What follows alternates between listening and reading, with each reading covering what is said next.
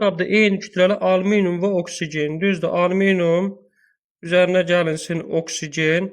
O2 alınacaq nə? Alüminiumun oksidi. Alüminium O yazdın. Alüminium neçə valentliyi də öyrənmişdik. 3 valentli oksigen 2 valentli olacaq. Alüminium 2 O3 birləşməmiz.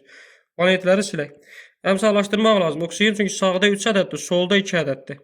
Bura 1, oksigen də sayını cüt eləyək deyə. Böyle, bura 2 ataq, 6 oksigen olsun. Bura 3, burada 4'dür deyə alüminium. Burada 4 yazdıq, qutardı, getdi. İndi deyək ki, sənə qapalı qabda eyni kütləli alüminium və oksigen reaksiyasında 204 qram oksid alınmışsa. 204 qram deyir, yazaq bura 204. Yəni alüminium 2 O3-ün öz emerində tapaq. Çünki üstdə emerin yazmışıqsa bunun verilən kütləsini, altdan da öz emerini yazaq. Alüminium bir dənəsinin kütləsi 27-dir. Vuranda 2 dənəsinə elədi 54. 54 üstünə də oksigenin 48-in gələndə elədi 102. 102, amma 2 moldur. 2 mol 102 neçə eləyəcək? 200 elə 4 eləyəcək. Deməli, faktiki kütləsi də elə bu, emeri də bunun alüminium 2 O3-ün 204-dür. İndi bizə deyir ki, qapalı qabda eyni kütləli alüminium və oksigen.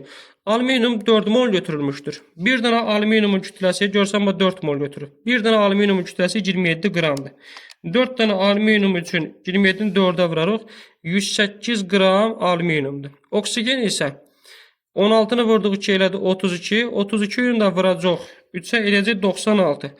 96 qramda bizim nədir? Bu oksigenimizdir. Amma deyir ki, qabda, qapalı qabda eyni kütləli deyirsə, hər ikisinin kütləsini böyüyə bərabər götürək. Gəl hər ikisini eyni kütləli deyir deyə hər ikisini böyüyə bərabər götürək. 108, 108 götürək.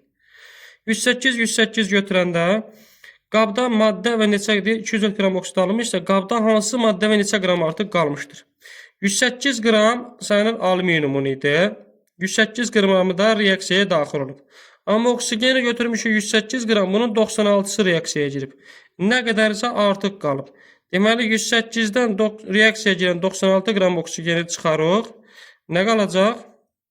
108-dən çıxanda 96, 4 o da 8 eləcək 12 qram O2 artıq qaldı. 12 qram O2 artıq qaldı. Burada da A bəndi.